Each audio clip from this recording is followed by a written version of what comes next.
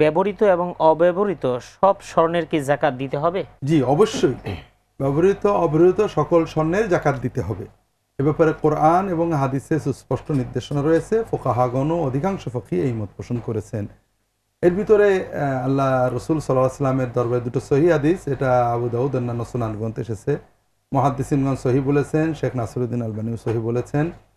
রাসূলুল্লাহ সাল্লাল্লাহু আলাইহি ওয়াসাল্লামের দরবারে একজন মহিলা এসেছেন, তার সাথে তার মেয়ে আছে, মেয়ের আঙুলে আংটি রয়েছে বড় বড় সোনার। রাসূলুল্লাহ সাল্লাল্লাহু আলাইহি ওয়াসাল্লাম বললেন যে তোমার মেয়ের আংটিগুলোর কি যাকাত দিয়ে থাকো তুমি? রাসূলুল্লাহ সাল্লাল্লাহু আলাইহি ওয়াসাল্লামের ওই প্রশ্নে উনি উত্তর বললেন, ইয়া রাসূলুল্লাহ, না আমি এগুলোর যাকাত তো দিই না। তখন তিনি বললেন, তুমি কি চাও যে তোমাকে এই আগুনের আংটি পরিয়ে দেওয়া হোক? এক্ষেত্রে আমরা বুঝতে পারি যে এই ব্যবহৃত পরা আংটিরও যাকাত দিতে হবে। এখন প্রশ্ন করতে পারেন যে দুটো আংটির কি যাকাত হয় নাকি? আসলে বিষয়টা ওরকম না। রাসূলুল্লাহ সাল্লাল্লাহু আলাইহি ওয়াসাল্লাম জানতেন যে এই মহিলা যাকাত দেন, কিন্তু ব্যবহৃত আংটি হিসেবে যাকাত দেবেন না এই চিন্তা করে তাকে তাম্বি করে দিলেন। ঠিক অনুরূপ আরেকটা ঘটনা আয়েশা রাদিয়াল্লাহু আনহা নিজের ক্ষেত্রে। আয়েশা রাদিয়াল্লাহু তাআলা অনেকগুলো আংটি বানালেন, চুড়ি বানালেন যে উনি পরবেন রাসূলুল্লাহ সাল্লামকে জন্য।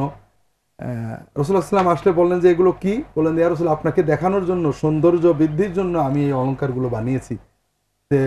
রাসূলুল্লাহ সাল্লাম বললেন যে তুমি যাকাত দাও তে? তিনি বললেন না। রাসূলুল্লাহ সাল্লাম বললেন, তোমাকে যাকাত দিতে হবে, না হলে এর বদলে আল্লাহ তাআলা তোমাকে আগুনের অলংকার পরাবেন। তো এই সকল স্পষ্ট হাদিসের আলোকে অধিকাংশ ফকি বলেছেন যে সোনা, রূপা ব্যবহৃত হোক অব্যবহৃত হোক তার যাকাত দিতে হবে। এবং আমরা এটাও বুঝি, সোনা, রূপা এবং নগদ টাকা এগুলো আসলে ব্যবহারের উপরে নির্ভর করে না। আপনি একটা টাকা অনেক দিন ব্যবহার করেছেন, বারবার মানুষকে আবার এই জন্য যাকাত দিতে হবে না এমন নয়। সোনা, রূপা ঠিক ওই টাকার মতোই, এটা ক্রয় বিক্রয়ের একটা মূল মাধ্যম। এটা ব্যবহারের কারণে পুরানো হয় না, মূল্য কমে যায় না। এটা ঠিক আপনি সারাদিন ব্যবহারের পর যখন ইচ্ছা ওটাকে বাজার দরে, ঠিক বাজার দরে ওটাকে বিক্রি করে আপনি অন্যান্য দ্রব্য ক্রয় করতে পারবেন। এই জন্য সোনা, রূপা এবং নগদ টাকার ক্ষেত্রে ব্যবহৃত অথবা অব্যবহৃত এই প্রশ্নটা অবান্তর।